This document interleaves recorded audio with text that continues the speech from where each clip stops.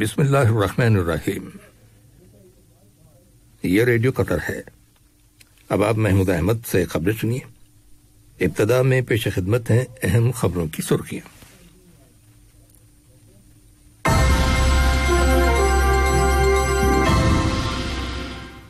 صاحب اسماعیل نے سعودی عرب کے فرمانروا خادم الحرمین کو تعزیت کا برقی پیغام ارسال کیا ہے۔ آج صبح دیوان امیری میں صاحب اسماعیل سے قطر کے دورے پر آئے ہوئے جمہوریہ سوڈان کی عبوری خود مختار کونسل کے اول نائب صدر نے ملاقات کی۔ صاحب اسماعیل نے غزہ کی پٹی کے علاقے کے لیے $360 ملین کی مالی امداد دینے کی ہدایات جاری کی ہیں۔ اور وزارت صحت نے کہا ہے کہ ملک کے اندر حالیہ دنوں میں کرونا وائرس کے مریضوں کی ہاسپٹل ایڈمیشنز میں 85% اضافہ ہوا ہے۔ یہ تھیں اہم خبروں کی سرخیاں، اور اب سے چند لمحوں بعد تفصیل سے خبریں نشر کی جائیں گی۔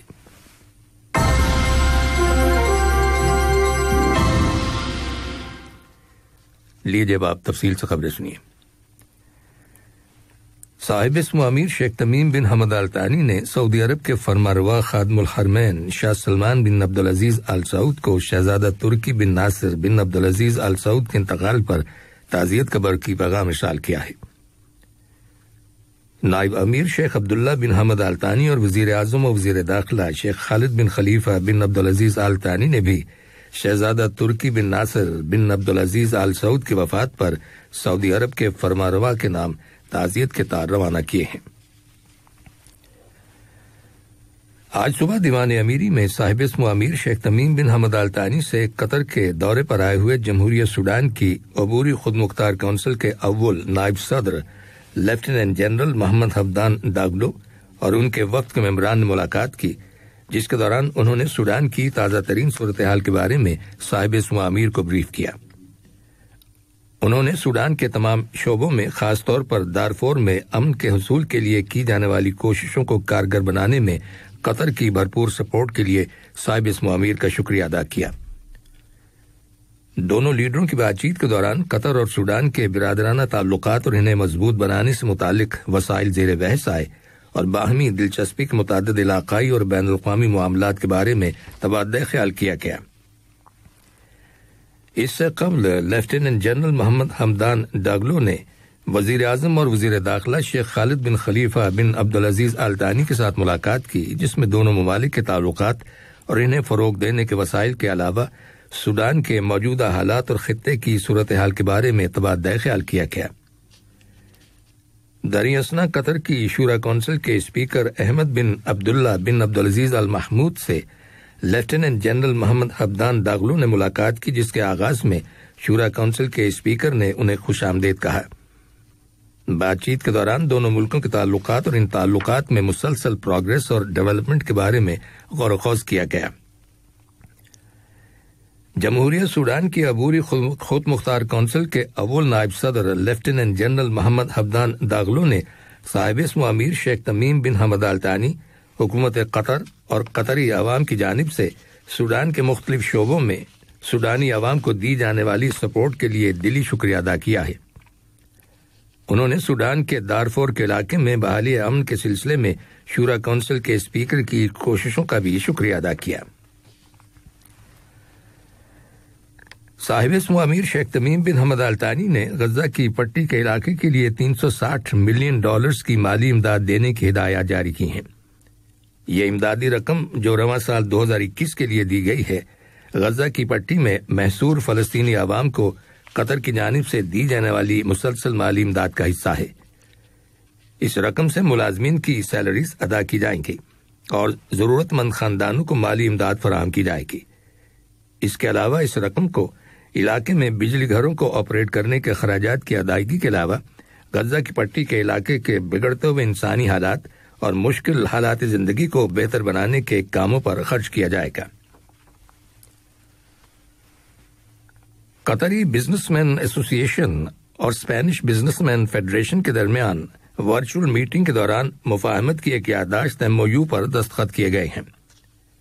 میٹنگ کے دوران قطری اسپینش بزنس کونسل کے قیام کا بھی اعلان کیا گیا۔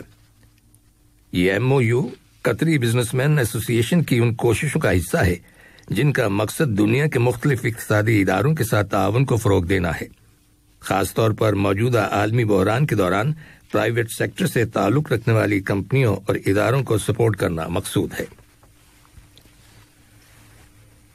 یہ خبریں ریڈیو قطر سے نشر کی جا رہی ہیں۔ وزارت صحت نے کہا ہے کہ گزشتہ 24 گھنٹوں کے دوران ملک کے اندر کرونا وائرس کے 351 نئے کیسز رجسٹر کیے گئے ہیں، جن میں سے 310 کیسز کا تعلق مقامی کمیونٹی سے ہے، جبکہ 41 افراد حال ہی میں بیرون ملک سے دوحہ آئے ہیں۔ وزارت صحت نے کرونا وائرس کے مزید 138 مریضوں کے صحت یاب ہو جانے کا بھی اعلان کیا ہے۔ دریں اثنا وزارت نے ایک ٹویٹ میں بتایا ہے کہ حالیہ دنوں میں ہاسپٹل میں کرونا وائرس کا شکار مریضوں کی تعداد میں 85% اضافہ ہوا ہے۔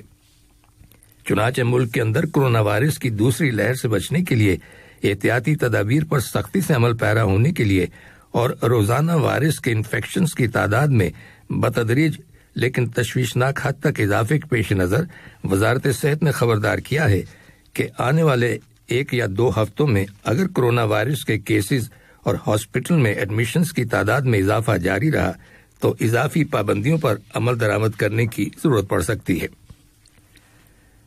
دریں اثنا قطر کی وزارت اوقاف اور اسلامی امور نے عوام کو یاد دہانی کرائی ہے کہ وہ جب مساجد میں نماز ادا کرنے کے لیے جائیں تو احتیاطی تدابیر پر سنجیدگی سے عمل کریں تاکہ کرونا وائرس کے پھیلاؤ کو روکنے میں مدد ملے۔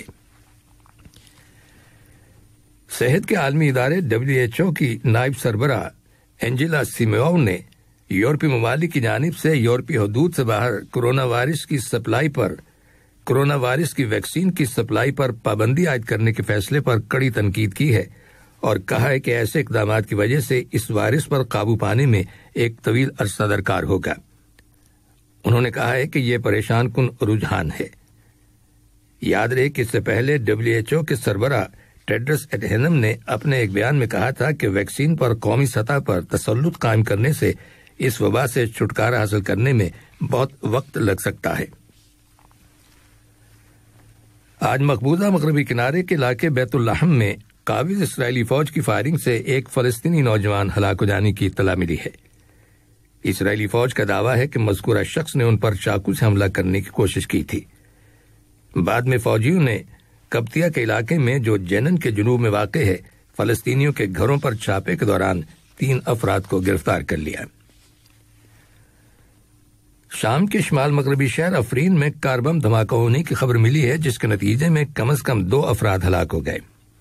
گزشتہ 2 دنوں کے دوران اس علاقے میں یہ دوسرا دھماکہ ہوا ہے۔ ادھر ادلیب صوبے کے شہر عزازین میں بھی اسی نوعیت کا دھماکہ ہوا ہے جس میں کم از کم 22 افراد زخمی ہو گئے۔ دھماکے کی وجہ سے بھاری مادی نقصان بھی ہوا ہے۔ سوڈان کی حکومت نے کہا ہے کہ وہ ایتھیوپیا کے ساتھ اختلافات میں شدت پیدا کرنا نہیں چاہتی اور وہ ایتھیوپیا کے قبضے میں اپنی زمین واپس لے کر رہے گی، لیکن اس کے ساتھ ہی وہ تنازع کے پرامن حل کو ترجیح دیتی ہے۔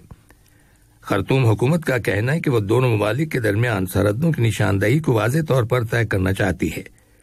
اسی طرح النہبہ ڈیم کے تنازع کے حوالے سے سوڈان کے وزیر خارجہ عمر قمر الدین نے اپنی حکومت کے اس موقف پر زور دیتے ہوئے مطالبہ کیا ہے کہ ایتھیوپیا کی جانب سے النہبہ ڈیم میں دوسری مرتبہ پانی بھرنے سے پہلے ایک سمجھوتے پر دستخط ہونے چاہیے۔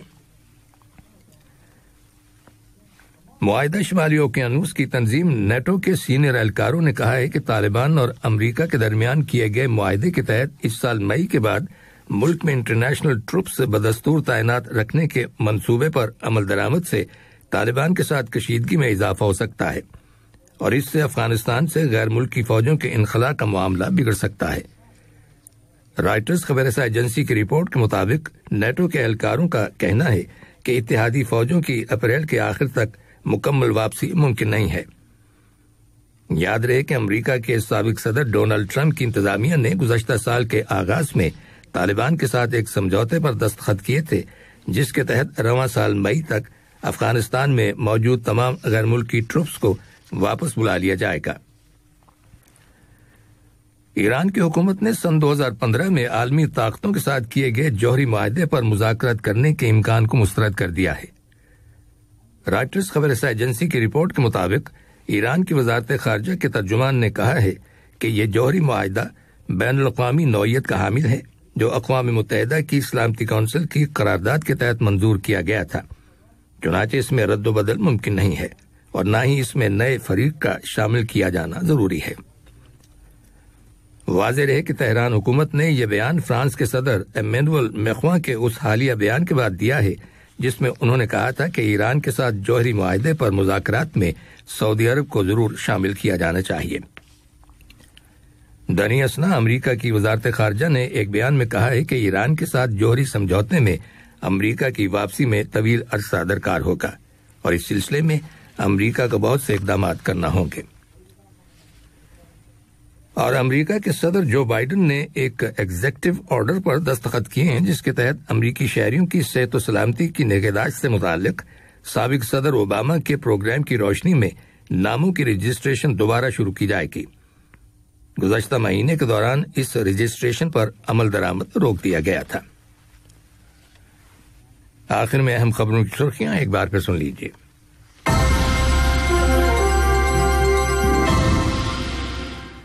صاحب اسم امیر نے سعودی عرب کے فرمانروا خادم الحرمین کو تعزیت کا برقی پیغام ارسال کیا ہے۔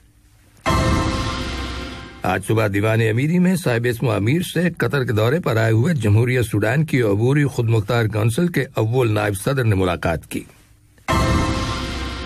صاحب اسم امیر نے غزہ کی پٹی کے علاقے کے لیے $360 ملین کی مالی امداد دینے کی ہدایات جاری کی ہیں۔ اور وزارت صحت نے کہا ہے کہ ملک کے اندر حالیہ دنوں میں کرونا وائرس کے مریضوں کی ہاسپٹل ایڈمیشنز میں 85% اضافہ ہوا ہے۔ ریڈیو قطر سے خبریں ختم ہوئیں۔